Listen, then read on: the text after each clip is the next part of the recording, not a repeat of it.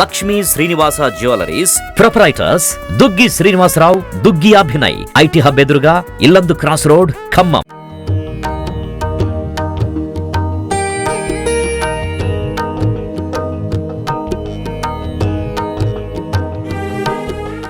Welcome to Suman TV. So Vinayaka Chavithi సందర్భంగా ఖమ్మం జిల్లాలో వివిధ మండపాలు అయితే చాలా సందడి అయితే చేస్తున్నాయని చెప్పుకోవచ్చు.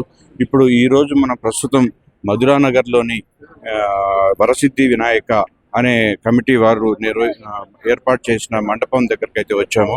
ఇప్పుడే తుమ్మల యుగేందర్ గారు, కాంగ్రెస్ యువనాయక అధ్యక్షుడు ఎవరైతే ఉన్నారో, ఇప్పుడే వచ్చేసి ఇక్కడ ఈ స్వామివారి దీవెనలు తీసుకొని వెళ్ళడం జరిగింది. సో ఇక్కడ చాలా ప్రతిసారి కూడా చాలా రంగరంగ వైభవంగా ఈ మధురానగర్ సిద్ధి వినాయక కమిటీ వారు మంచి ఏర్పాట్లతో ఇక్కడ భక్తుల్ని అందరికీ కావాల్సిన ఏర్పాట్లన్నిటి కూడా చేస్తూ ఉంటారు. సో ఇందులో భాగంగా ఈరోజు మండపాలు చూపించే కార్యక్రమంలో భాగంగా ఇక్కడికి మనం రావడం జరిగింది. సో ఇక్కడ ఎలాంటి కార్యక్రమాలు నిర్వహిస్తుంటారు, ఎలా ఈ కార్యక్రమాలతో ఇక్కడ ఉన్న భక్తుల్ని ఎలా అదలిస్తున్నారు ఈ మండపం వాడు అనే విషయాన్ని ఇక్కడ ఉన్న కమిటీ సభ్యులను అడిగి మాట్లాడించే ప్రయత్నం చేద్దాం. నమస్తే అండి. చావారవి. ఓకే, ఎంతకాలం నుంచి మీరు ఈ వినాయకుడిని మన మధురానగర్? ఒక 6 సంవత్సరాల నుంచి నడిపిస్తా ఉన్నామండి. ఓకే. ఇది ఇంతకుముందు ఎన్ఎస్పి స్థలం. దీన్ని కొంతమంది ప్రైవేటు వ్యక్తులు ఆక్రమించి దీన్ని ఇచ్చేసుకున్నారు. ఈ కాలనీ వాసులు అందరం కలిసి దీనికి ఇక్కడ ఒక కార్యక్రమం ఏర్పాటు చేసుకొని దీన్ని మనం అవసరాలకు ఉపయోగించుకోవాలనే ఆలోచనతో అందరం కలిసి ఒక నిర్ణయం తీసుకున్నాము. దీనికి ఈ మధ్యలో ప్రైవేట్ వ్యక్తులు వచ్చి కొంత గొడవ చేసి అది చేశారు. అది మేము ప్రభుత్వం దృష్టికి వెళ్ళాము. రెవెన్యూ వారు ప్లస్ కమిషనర్ గారు కలిసి దీనికి చుట్టూ ఫెన్సింగ్ చేశారు. ఆ తర్వాత దీన్ని ప్రభుత్వ స్థలంగా గుర్తించారు కాబట్టి మేము పబ్లిక్గా అందరి అవసరాల కోసం మేము వాడుకోవడం కోసం దీన్ని వారి అనుమతి తీసుకున్నాం. సంతోషం అండి. యాక్చువల్గా మనం ఇప్పుడు ఈ కార్యక్రమంలో భాగంగా తుమ్మల యుగేందర్ గారు కూడా ఈరోజు ఆహ్వానం పలికారు మీ మండపం వారు. సో ఆయనతో మీ అనుబంధం ఏంటి? మేము ఆల్రెడీ ప్రభుత్వం మినిస్టర్ తుమ్మల నాయక్ గారు ఉన్నారు. చాలా అందరికీ ఆయన గారు చాలా అన్ని విషయాలు కూడా పరిష్కారం చేయగలడని, మంచి వర్కర్ అనేటువంటి విషయం అందరికీ తెలుసు. తుమ్మల గారు వారు తీరిక లేక తుమ్మల గారు బాబుని యుగేందర్ గారిని ఈ కొన్ని పరిస్థితుల్ని ఆయన గారు పరిశీలించమని చేశారు. రాజకీయంగా ఉన్నప్పుడు వాళ్ళు ప్రతి ఒక్కరిని సందర్శించుకుంటూ వెళ్ళలేరు కాబట్టి మంత్రి స్థానంలో. సో కానీ యుగేందర్ గారు కూడా చాలా యాక్టివ్గా ఇప్పుడున్న పరిస్థితుల్లో ప్రతి ఒక్కరిని పలకరించుకుంటూ పిలిచిన ప్రతి కార్యక్రమాన్ని అతకున్న బిజీ షెడ్యూల్లో కూడా వచ్చి వెళ్తాం చూస్తున్నాము. ప్రతి వినాయకుడి మండపం దగ్గర కూడా సందడి చేయడం అయితే చేస్తున్నారు. సో ఇప్పుడు ఇందులో భాగంగా మీరు ఎలాంటి కార్యక్రమాలని ఇక్కడ ఉన్న భక్తుల్ని అలరిస్తూ ఉంటారు? మేము 9 రోజులు వినాయకుడిని నవరాత్రులు కార్యక్రమాలు ఏర్పాటు చేసుకుంటామండి. తర్వాత దసరా కార్యక్రమాలు కూడా నడుస్తాయి ఈ స్థలంలోనే, బతుకమ్మది. అయితే ఇప్పుడు ఈ 9 రోజుల కార్యక్రమాల్లో కుంకుమ పూజ, సరస్వతి పూజలు, అన్నదాన కార్యక్రమాలు అన్నీ ఉంటాయి.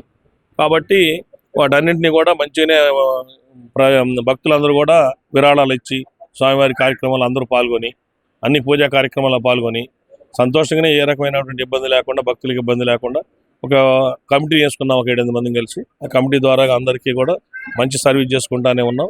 భక్తులు కూడా మంచిగానే స్పందిస్తూ ఉన్నారు. ఇక్కడ ఏ విషయం వచ్చినా వాళ్ళ దృష్టి తీసుకెళ్తా ఉన్నాం.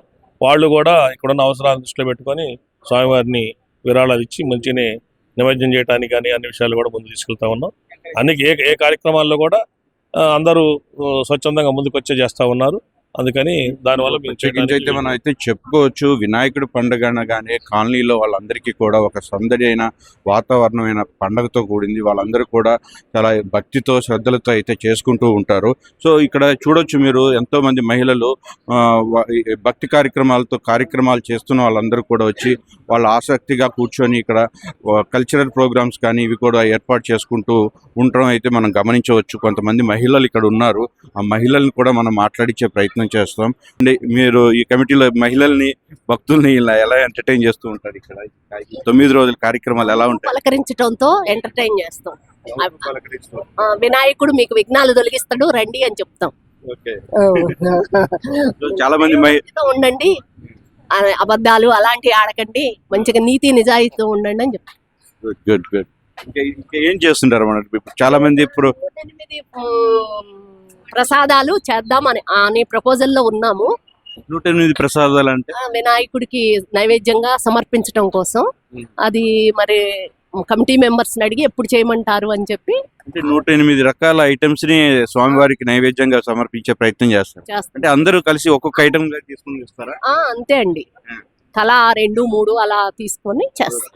గుడ్ గుడ్, మంచి ఆలోచన. ఈ రోజు కుంకుమ పూజ జరిగిందండి. రేపు సండే పిల్లలతోటి సరస్వతి పూజ జరిపిస్తారు. ఇంకా ఎంకరేజ్మెంట్ అనేది ఉంటుంది, కాకపోతే భక్తులు కూడా ఉండాలి కదా, కమిటీ వాళ్ళు ఎంకరేజ్ చేస్తే. ఈ 9 రోజులు కూడా ఎవరెవరు బిజీ షెడ్యూల్స్ లో వాళ్ళు ఉన్నా గానీ ఈ 9 రోజులు మాత్రం ఏదో కార్యక్రమాలను ఏర్పాటు చేసుకుని ఆ దేవుడి సేవ చేసుకుంటూ మీరు ఎంటర్టైన్ అవుతుంటారు కదా. లాస్ట్ రోజు కోలాటం కూడా వేస్తాము. అంతా లడ్డూ పట్టు చాలా బాగుంటదండి. ఓకే, ఎంతవరకు వెళ్తుంది ఏంటి? ఇక్కడ 25,000 వరకు వెళ్తది. కావాలనుకునే వాళ్ళు అంటే ఎక్కువ మంది పార్టిసిపేట్ చేస్తారు, పోటీ పడి పాడతారు. ఓకే, ఎంతవరకు పోటీ పోయింది అండి? లాస్ట్ టైం ఎంత పోటీ పోయింది? 25,000 వెళ్ళింది. వావ్, మీరు ఏమైనా పాడుకున్నారు? పాడుకున్నాను. 25,000 పెట్టింది నేనేనండి. ఇంకా వినాయకుడిని విగ్రహం పెట్టే దగ్గర నుంచి కూడా భక్తులందరూ పోటీ పడతారు. మేము విగ్రహం ఇస్తామంటే స్పాన్సర్ చేస్తామని చెప్పి.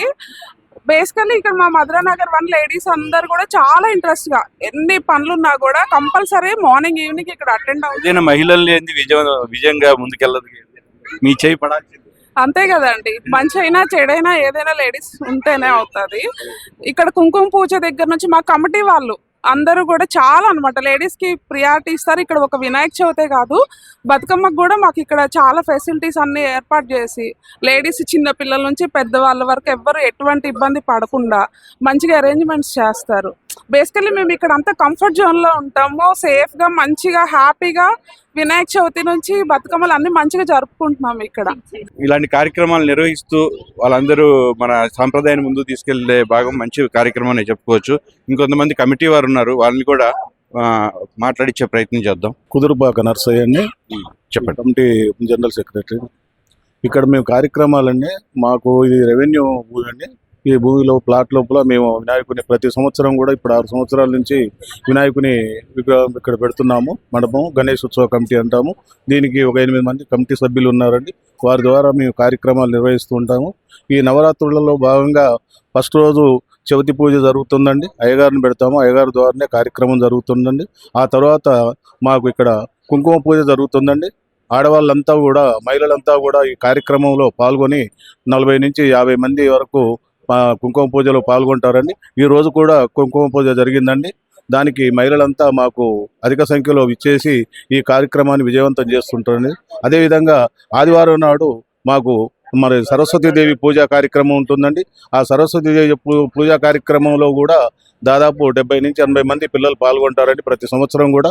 అక్కడ ఈ పిల్లలందరికీ కూడా అన్ని కంపాక్సులు వాళ్ళకి కావాల్సినటువంటి ఐటెం కూడా అన్ని దాతల ద్వారా ఇవ్వటం జరుగుతుంది.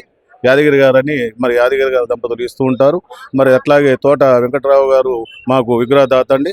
అట్లా మాకు ఇక్కడ ఈ కాలనీ వాసులే మాకు దాతలు అవుతూ ఉంటారు, డొనేషన్లు ఇస్తూ ఉంటారు. కార్యక్రమం నిర్వహిస్తానికి అందరూ కూడా పార్టిసిపేట్ చేస్తూ ఉంటారు, అధిక సంఖ్యలో పార్టిసిపేట్ చేసి కార్యక్రమాలు చేస్తూ ఉంటారు. ప్రతి సంవత్సరం నుంచి 15 నుంచి 2,000 మందికి మేము అన్న వితరణ కార్యక్రమం చేస్తూ ఉంటామండి. ఆ కార్యక్రమాన్ని కూడా పెద్దలను ఎవరుంటే అధికారంగా ఎవరుంటే వారిని ఇన్వైట్ చేస్తూ ఉంటాము, కార్యక్రమం నిర్వహిస్తూ ఉంటామండి. ఆ కార్యక్రమంలో కూడా ఈ కాలనీ వాసులే కాకుండా చుట్టుపక్కల అందరూ కూడా మాకు సహకరించి అన్ని రకాలుగా ఇచ్చేసి ఆ అన్నదాన వితరణ కార్యక్రమాన్ని స్వీకరిస్తూ ఉంటారు. ఈ విధంగా నవరాత్రులు ఏదైతే ఉందో వినాయకుడి నవరాత్రులు ఘనంగా నిర్వహిస్తాము. ఆ తర్వాత మరి మైకు ద్వారా మేము మళ్ళీ కోలాటం వేస్తూ లేడీస్ అందరూ కూడా పార్టిసిపేట్ చేస్తూ ఉంటారు. బజార్లన్నీ కూడా తిరిగిన తర్వాత నిమజ్జన కార్యక్రమానికి మేము వెళ్తూ ఉంటాము. నిమజ్జనం చేసే వరకు చాలా ఈ 4 బజార్లు తిరిగేంత వరకు కూడా ఆడవాళ్ళు పిల్లలు అందరూ కూడా పార్టిసిపేట్ చేసి భారీ ఎత్తున కోలాటాలతోని వెళ్ళి వినాయకుడిని నిమజ్జనం చేసి రావటం జరుగుతుందండి. నవరాత్రులు వినాయకుని భాగం అండి. ఎంతో భక్తి శ్రద్ధలతో మండపాల దగ్గర అయితే భక్తి భావంతో కనిపిస్తూ ఉంది ఈ వాతావరణం అంతా కూడా. అయితే ఈ రోజు మధురానగర్ ఈ మండపాన్ని అయితే మనం సందర్శించి వీళ్ళ కార్యక్రమాలు ఎలా ఉంటాయి ఏంటి అనే విశేషాలని మీకు తెలియజేసే ప్రయత్నం చేశాం. అలాగే మీ మండపాల యొక్క ప్రత్యేకత ఏమైనా ఉంటే అది మా సుమన్ టీవీ ఖమ్మం వారికి తెలియజేస్తే మీ ప్రత్యేకతని ఖచ్చితంగా సుమన్ టీవీ ఖమ్మంలో చూపిస్తాం.